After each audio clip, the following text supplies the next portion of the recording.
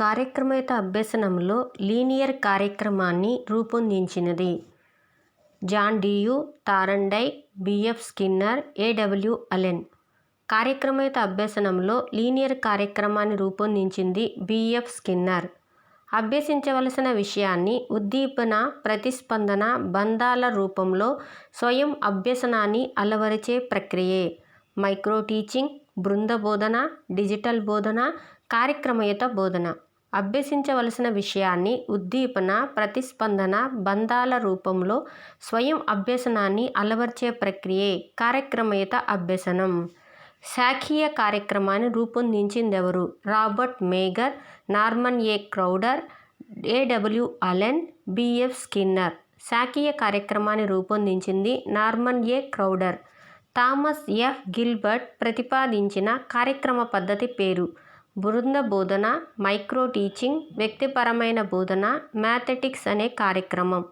Thomas F. Gilbert ప్రతిపాదించిన కార్యక్రమ పద్ధతి పేరు మ్యాథమెటిక్స్ అనే కార్యక్రమం. మ్యాథమెటిక్స్ అనే పదం ఈ పదము నుంచి వచ్చింది. మ్యాథమెటిక్స్, మ్యాథీన్, మాథ్యూస్ ఏదీ కాదు. మ్యాథమెటిక్స్ అనే పదము మ్యాథీన్ అనే పదము నుంచి వచ్చింది. శాఖీయ కార్యక్రమం యొక్క పుస్తక రూపం పేరు? Programmed learning book, branched programmed book, scrambled book.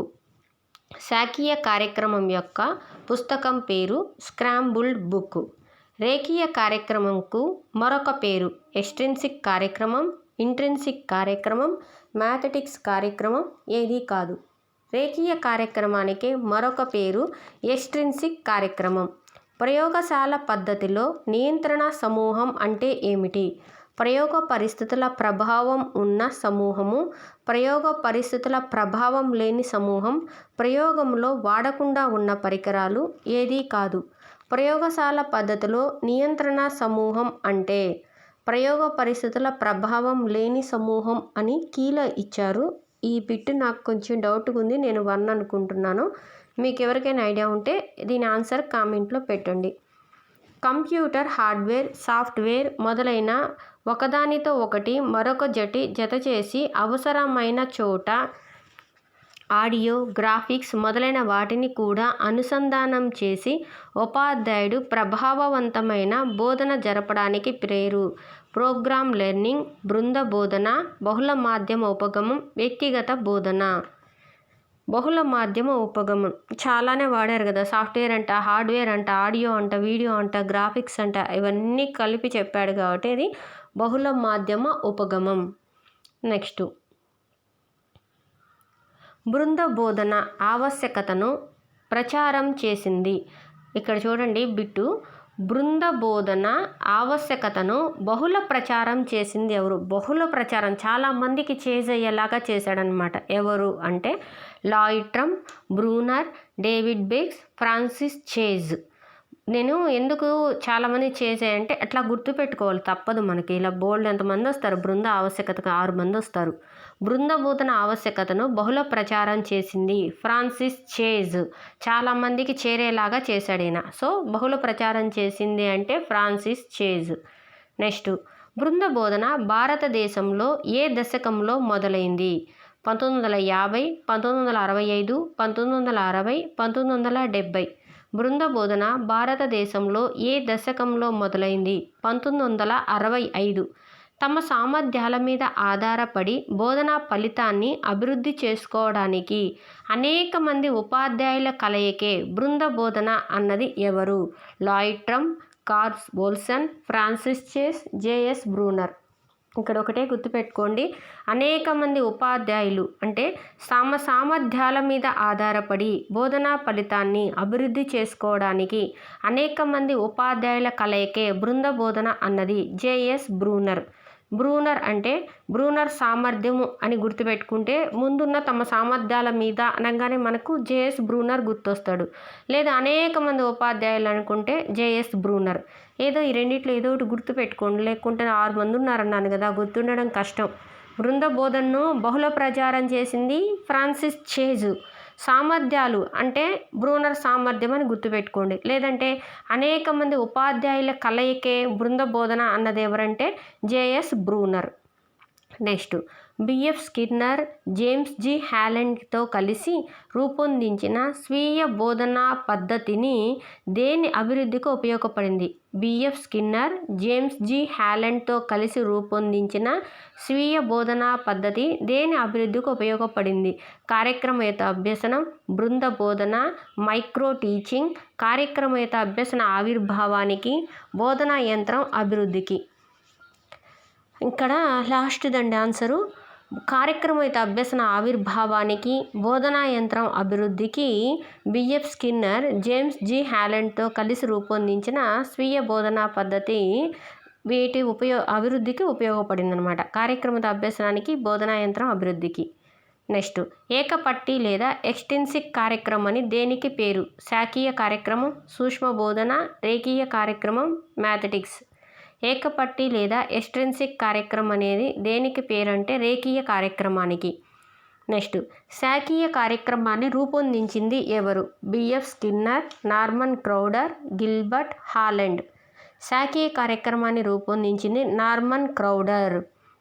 Next Dwight Allen మరియు కీత్ ఎక్సెన్స్ను అభివృద్ధి పరిచిన బోధనా వ్యూహము. డ్వైట్ అలెన్ మరియు కీత్ ఎక్సెన్స్ అభివృద్ధి పరిచిన బోధనా వ్యూహము. కార్యక్రమయుత బోధన, బృంద బోధన, సూక్ష్మ బోధన, మ్యాథమెటిక్స్. ఏడబ్ల్యూ డ్వైట్ అలెన్ అంటే సూక్ష్మ బోధన అంతే. అది ఇంకా మన మైండ్లో ఫిక్స్ అయిపోవాలి. ఏడబ్ల్యూ డ్వైట్ అలెన్ సూక్ష్మ బోధన. ఇంకా ఆయన పక్కన ఎవరు వచ్చారు? కీత్ ఎక్సెన్స్ వచ్చారు. మనకు డ్వైట్ అలెన్ గుర్తుంటే ఇంకంతే సూక్ష్మ బోధన, మైక్రో టీచింగ్కి వెళ్ళిపోవాలి అంతే. మైక్రో టీచింగ్ విధానంలోని చివరి దశ పేరు? నైపుణ్య బదిలీ, పునర్బలనం, పరిపుష్టి, నైపుణ్యాన్ని నిర్వచించడం. మనం ఇందాకడే చెప్పాం సూక్ష్మ బోధనలో ఎన్ని దశలు ఉంటాయి? 3 దశలు ఉంటాయి. జ్ఞానార్జన దశ, నైపుణ్య దశ, బదిలీ దశ అని. సో లాస్ట్ దశ ఏంటంటే బదిలీ. ఏంది బదిలీ అవుద్దంటే సూక్ష్మ బోధనలో అతను ఒక దాని గురించి నేర్చుకుంటాడనమాట. నైపుణ్యం, ఏదో ఒక నైపుణ్యాన్ని. ఆ నైపుణ్యం బదిలీ అనేది సహజ వాతావరణంలో సహజ తరగతి గదిలోకి బదిలీ అవుతుందన్నమాట. సో చివరి దశ పేరు ఏంటంటే బదిలీ దశ. దాన్ని నైపుణ్య బదిలీ అని ఇచ్చారు ఇక్కడ.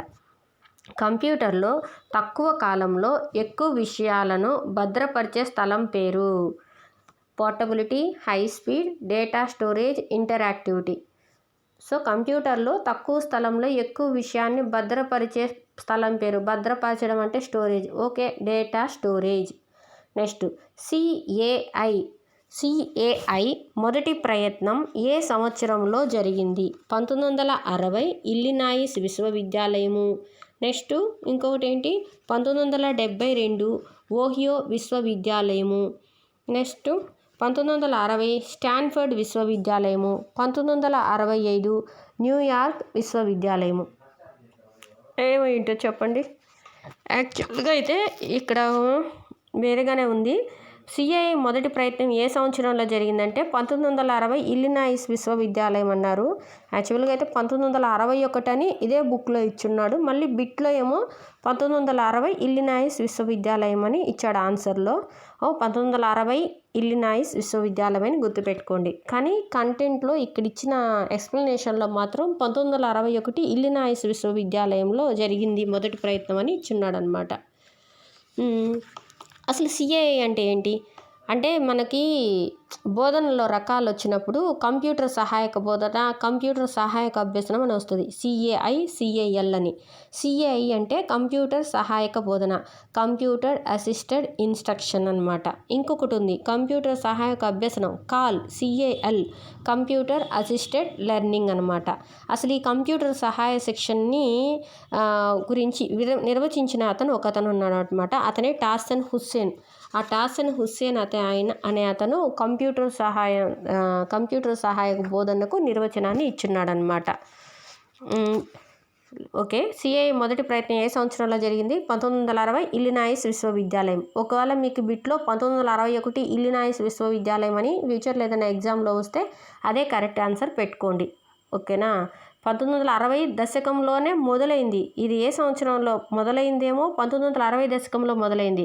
కానీ దాని మొదటి ప్రయత్నాన్ని మాత్రం 1961లో యుఎస్ఏలోని ఇల్లినాయిస్ విశ్వవిద్యాలయంలో మొదలైందనమాట. అందుకని చెప్తున్నాను, కన్ఫ్యూజన్ ఏం వద్దు. అసలుకైతే మొదలైంది 1960లోనే. కానీ మొదటి ప్రయత్నం అని ఇక్కడ ఇచ్చాడు కాబట్టి చెప్తున్నాను 1961. ఈ రెండిట్లో ఏదొచ్చినా ఆన్సర్ పెట్టండి, కన్ఫ్యూజ్ అయ్యింటే సారీ.